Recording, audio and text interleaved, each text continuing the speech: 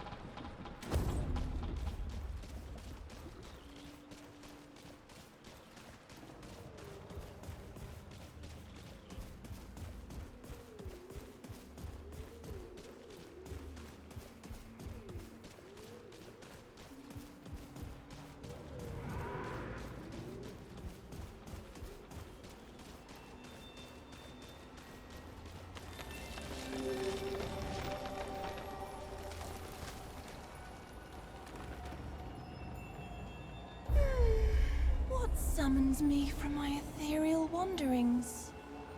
Luzar. What kind of beast is this? Paxel tech. I can share my wanderings with you. But first, I seek the knowing, the truth of nature held within your ark. You want to answer? So I will ask. Answer these questions true, sweet beast, so that your ark may be known and your eye may open. And do choose wisely. Answer from your heart. Consider that it is you who discovers the thing, the tree that offers immortality to all who eat its fruit. You could share this gift with all, but doing so may lead to war and embitterment, to the immortality of those who do not deserve it and will only abuse eternal life. Or you could limit immortality to the deserving and thus, through the deserving, bring a better life for all. Do you give immortality to all, or only a chosen few? Well done. Your vessel sinks at sea, and there is only one skiff. It cannot hold every soul aboard, and now sits dangerously low in the water. The sea becomes rough, and the skiff begins to fill. If nothing is done, it will sink before rescue arrives, and everyone on board will drown. There are a few injured souls who may not survive until rescue reaches you anyway. If you let them drown, the rest of you will likely survive. Do you throw the injured souls overboard, or risk letting the skiff sink? You'd be surprised how little I hear that response. An elder leads a group to a cave on the sea coast. The poor fellow falls, trapped beyond reach and unconscious. In a short time, high tide will be upon him, and he will likely drown. A spell worker among the troop possesses a charged crystal of explosive power. It could be used to collapse the cave and halt the tide, but it is very dangerous. Do you leave the Elder to his fate? Or do you attempt to halt the tide, at the risk of his life? Ooh, how revealing.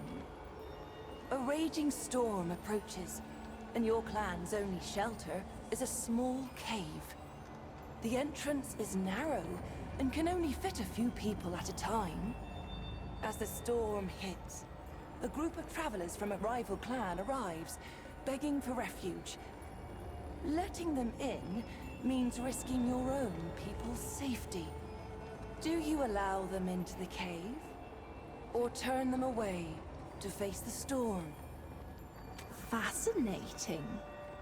He that slew your sibling and escaped justice is incapacitated before you. You could slay him then and there, in cold blood. Do you take your vengeance? Or turn the scum over to the authorities from whom he already escaped? Now let me think. Oh yes! You have chosen your path, sweet beast. Your heart is true. May the power of the doe's eye free you from your incarnate shackles.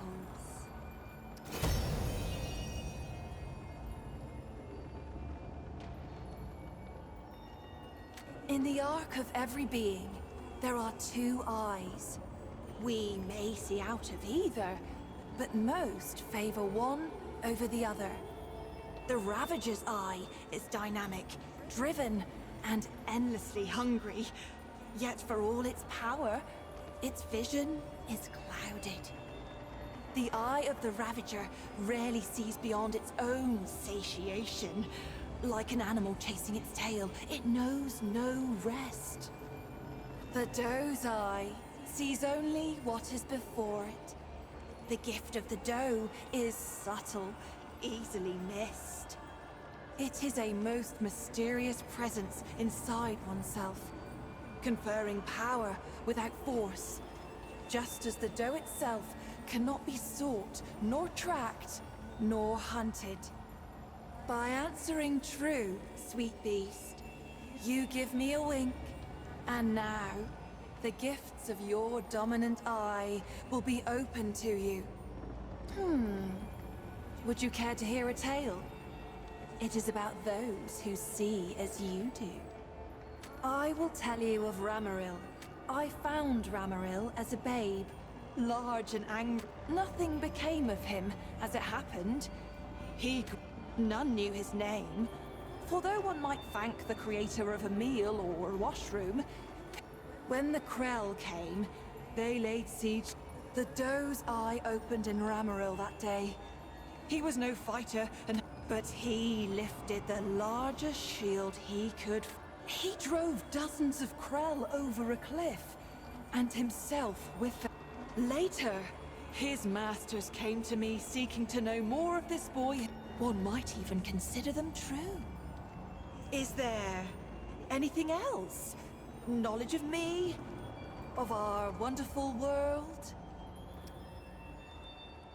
You stand before Myrddra, spirit of the natural world, daughter of stem and stream. When mountain, spring, and sturdy tree trunk take your breath, sweet beast. An immeasurable number. Mother stem and mother. Though we don't often commune with beasties such as you. Not a tragedy, beast.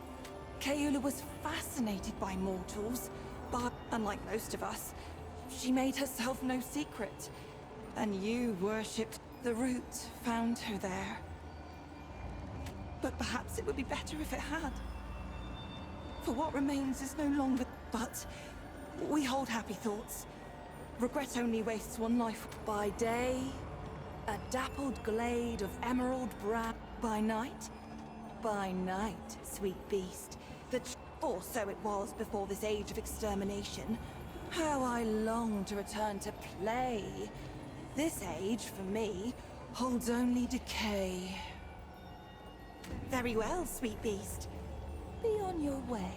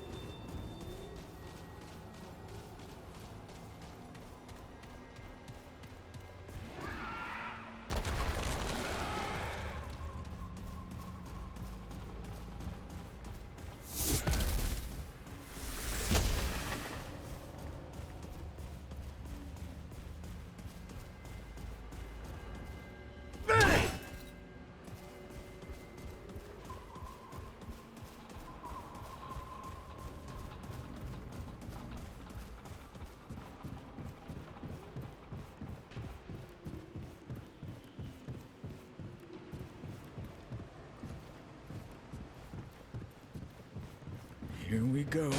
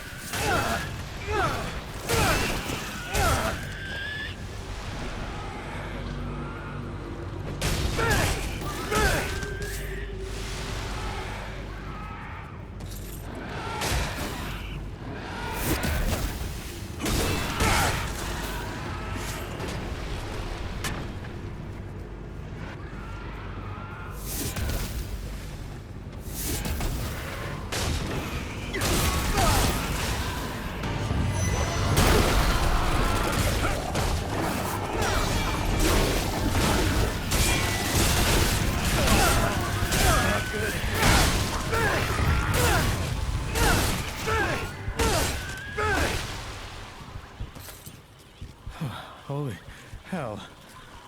Oh.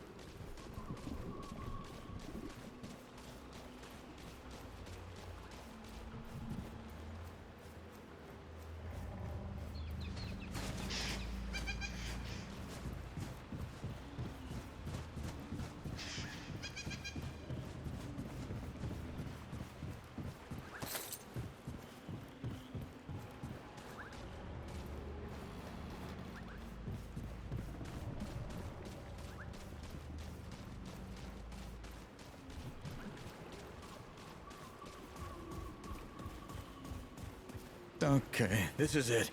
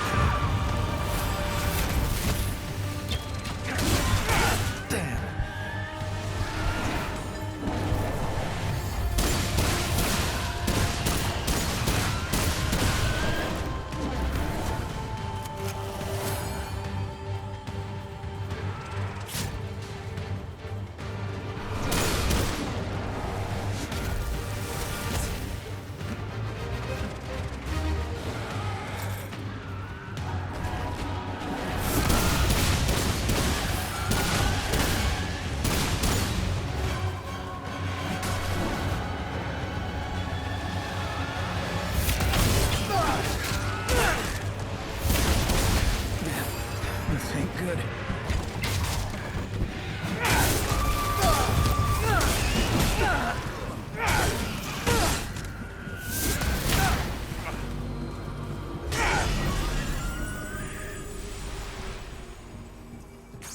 Yeah.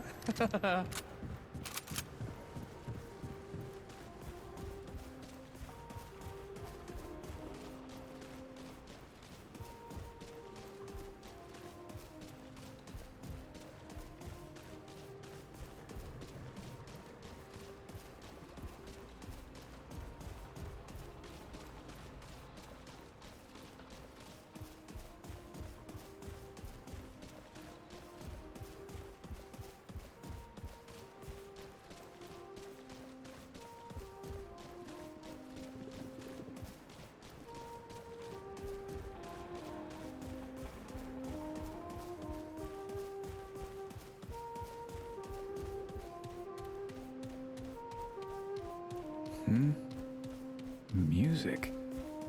Out here?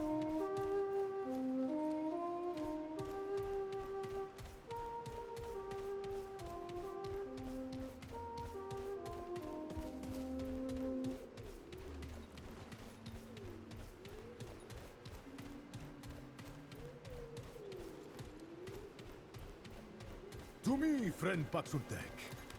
I am here.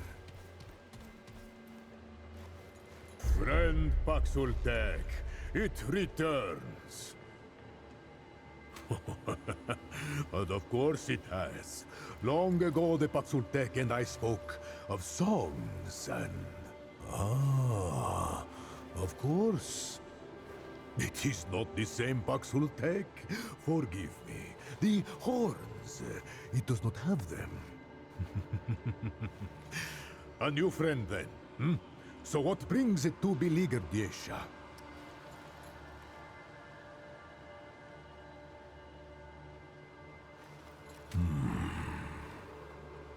It speaks of the one of many. It rests now with it. Travel through this temple to the far woods and on to the Widow's Court. But beware, friend Paxultek. The Thane is a dark. It is my pleasure. Quite so. Paxultek have graced this world for generations. The Wanderer, who faced the ravage. Alas, songs are not sung of Paxultek, but I rest only. The forest dies, Paxultek. The balance has either failed or betrayed. Even now, yes. Corruption swallows all things. It began slowly at first. Some blame Paxultek. But though Paxultek have come and gone, praise be the one of many. Mortal faces lie. But the one of many, the god of many faces, has watched over every generation of the Pan, even before our people. Yet our negligence brought a cost. Now the waning of our great tree has allowed. I fear greatly for Yesha, friend. Ah, the eternal empress, Genas the Perennial. It was she who discovered the Tree of Life, and it is she who brings. Yet the tree wanes, and corruption devours Yesha's every core. Listen to me. I must trust the songs, hope and faith. The blessing of Yesha go with thee.